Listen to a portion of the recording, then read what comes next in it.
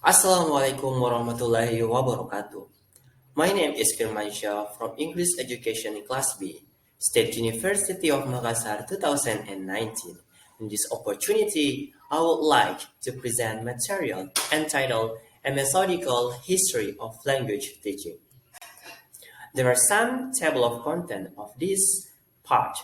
There are approach methods and technique, changing means and shifting sense, the grammar translation method, going and the series method, the direct method, the audiolingual method, and the last cognitive code learning. So, the first step toward developing a principled approach to language teaching will be turn back the clock about a century in order to learn from the historical cycles and trends that have brought us to present day. After all, it is difficult to completely analyze the class session you just observed without the backdrop of history. Therefore, in this section, we focus on methods as identifying characteristics of a century of modern language teaching effort. So, based on Edward Anthony 1963, he explained about an approach, methods, and techniques. So, an approach was the set of assumptions dealing with the nature of language and teaching. Method, he explained that was described as an overall plan for systematic presentations of language based upon a selected approach. And the last, techniques, he explained that techniques were the specific activities manifested in the classroom that were consistent with the methods and therefore were harmony with an approach as well. Beside Edward, Jack Richards and Theodore Rogers, 1982 and 1986, also defined design's approach and procedure. The first, design, was an umbrella term for the specifications and interrelations of theory and practice. An approach, he defines that an assumptions, beliefs, theory about the nature of language learning, design specify relationship of those theory to classroom materials and activity. And procedure are the technique and practice that are derived from one's approach and designs. Based on the expert explanations about approach, methods, and techniques, there are some current definitions about those explanations. The first, methodology. So, pedagogical practices in general, including theoretical underpinnings and related research, whatever considerations are involved in how to teach are methodological. The second approach, theoretically well-informed positions and beliefs about the nature of language, the nature of language learning, and the applicability of both to pedagogical settings. The search about the methods, a generalized set of classroom specifications for accomplishing linguistic objectives. Methods tend to be concerned primarily with the teacher and the students' roles and behaviors, as well as curriculums or syllabus. It was defined as a design for carrying out a particular language program. And the last about techniques, also commonly referred to by other term, any of a wide variety of exercises, activities, or tasks used in the language classroom for realizing lesson objectives. So the first method is the grammar translation method. The major characteristic of a grammar translation method are the first, classes are taught in the mother tongue with a little active use of the target language. The second, much vocabulary is taught in the form of lists of isolated words. The third, long elaborate explanations of the instructions of grammar are given.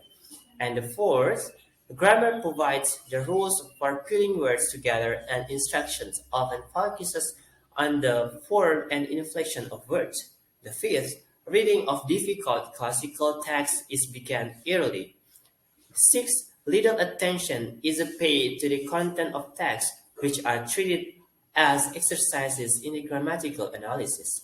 The seventh, often the only drills are exercises in translating disconnected sentences from the target language into the mother tongue. The last, little or no attention is given to pronunciation. However, a grammar translation also has disadvantages. Those are the first, it does virtually nothing to enhance a student's communicative ability in the language. The second, one can understand why grammar translation remains so popular. It requires few specialized skill on the part of a teacher. Move on to the next method, and these are Goins and the series method. Francois Goyin was a French teacher of Latin. He decided to learn German and could memorize 248 irregular verbs, the German roots 3,000 words in German dictionary, and memorized books and translated Goethe and Schiller. But alas, he wrote, I could not understand a single word, not a single word, he stated. Goyin was on that undaunted, after returning home, Goin discovered that his 3-year-old nephew had, during that year, gone through the wonderful stage of child language acquisition in which we went from saying virtually nothing at all to becoming a veritable chatterbox of French. And the child must hold the secret to learning a language. So Govin spent a great deal of time observing his nephew and other children and came to the following conclusion that language learning is primarily a matter of transforming perception into conception. Children use language to represent their conceptions. Language is a means as thinking of representing the world on oneself. These insights, remember, were formed by a language teacher more than a century ago. A search method was a method that sought learners directly without translations and conceptually without grammatical rules and explanations, a series of connected sentences that are easy to perceive. So, a going and a method series. The first lesson of a foreign language will those teach the following series of 15 sentences. This is the sentence of going and the series method. I walk towards the door. I draw near to the door. I draw nearer to the door. I get to the door. I stop at the door. I stretch out my arm. I take hold of the handle. I turn the handle. I open the door. I pull the door. The door moves. The door turns on its hinges. The door turns and turns. I open the door wide. I let go of the handle. This is the example of going and the search method, how it runs for children to acquire a language.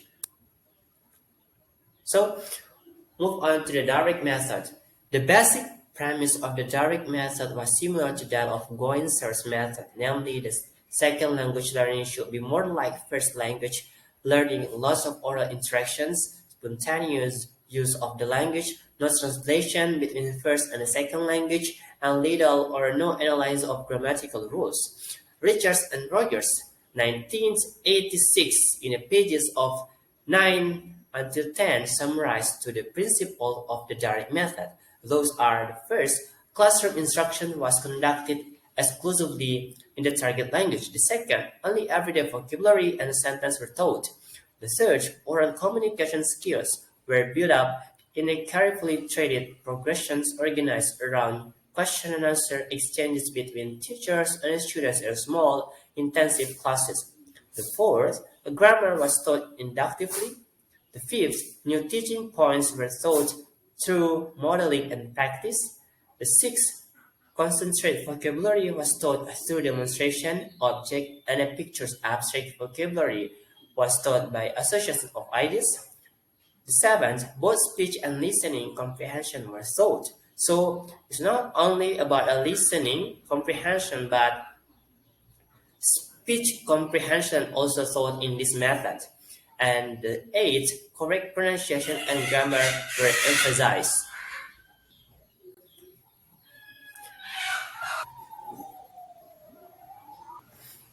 However, this direct method also has disadvantages. Those are, the direct method didn't take well in a public education where the constraints of budget, Classroom size, time, and a teacher background made such method difficult to use. Second, weak theoretical foundation. So the direct method is different from the grammatical method because this is lack of foundation. The third didn't take hold in the United States, so this is not have long positions in the United States because some reason. Move on to the ordinal method. So, uh, this method began when the World War II broke out, and suddenly the United States was thrust into a worldwide conflict, heightening the need for Americans to become orally proficient in the language of both their allies and their enemies. The United States military provided the impetus with funding for specially intensive language courses that focus on oral skill. These courses came to be known as the Army Specialized Training Program or ASTP, or more colloquially, the Army Method. Characteristic of these courses was a great deal or oral activity pronunciation and pattern drills and conversation practice with virtually none of grammar and translation found in traditional classes. In all its variation and adaptation, the Army method came to be known in the 1950s as the audiolingual method. So, there are some characteristics of the audiolingual method. Those are: the first, new material is presented in dialogue form. Second, there is dependence of mimicry, memorization of set phrases, and over learning. The third, structures are sequenced by means of constructive analysis and thought one at a time. The fourth, structural patterns are taught using repetitive drills. Fifth, there is a little or no grammatical explanation. A grammar is taught by inductive analogy rather than by deductive explanation. So this audiolingual method uses inductive analogy rather than by deductive explanation. The sixth, this method use of vocabulary is strictly limited. Successful response are immediately reinforced. Seven, there is a great effort to get students to produce error-free utterance. And the last, there is a tendency to manipulate language and disregard content. This also has disadvantages.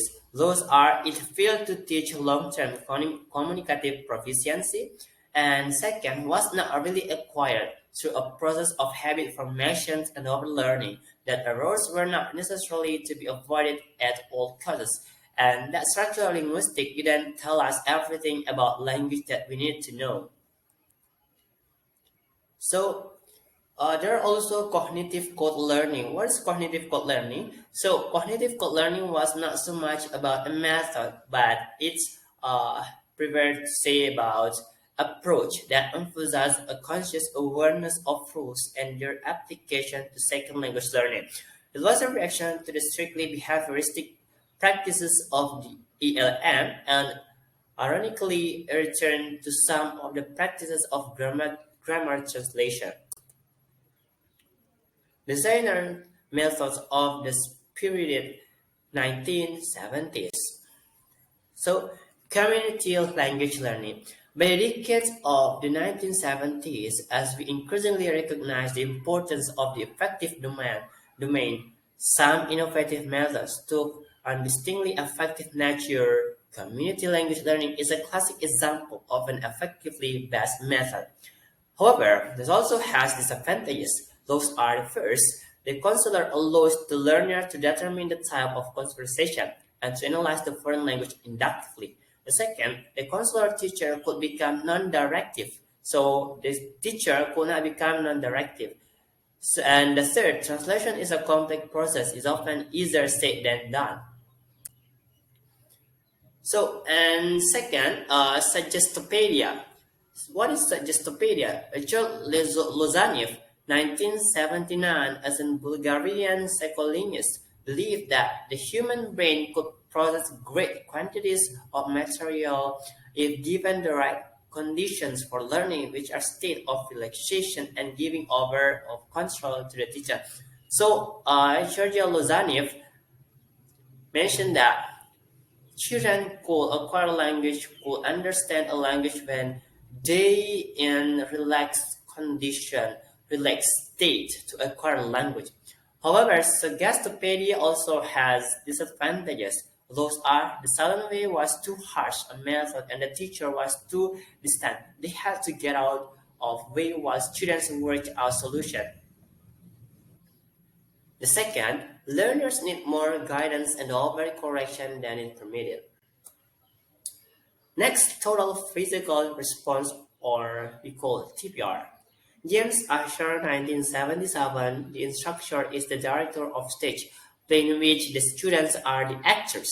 Students did a deal of listening and acting. The teacher was very directive in orchestrating a performance. So, in this chance, a child tries to be a listener and also to be an actor. Therefore, they can understand what the other talk about and what the other said about.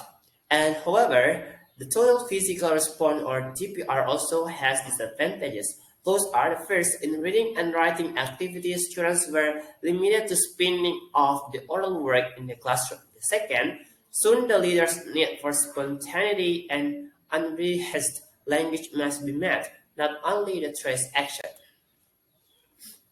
Move on to the next approach, the natural approach. Stephen Krashen, 1982 until 1997, believed that the teacher should provide the basic, comprehensible input communication skill for everyday language situation. Three stages of this approach: the production stage, the early production stage, and the last stage. Next, functional syllabuses. It began with the work of Council of Europe. It is used in the UK in the 1970s, and its attention to function as the organizing elements of the English language curriculum. Grammatical structures served as the organizers, focused on the pragmatic purposes to which we put the language. It wasn't a method, but it was closely related to an approach. So I think that's all for this chance. Thank you for your attention. I hope we can take a point of view from this slide presentation. Wassalamualaikum warahmatullahi wabarakatuh.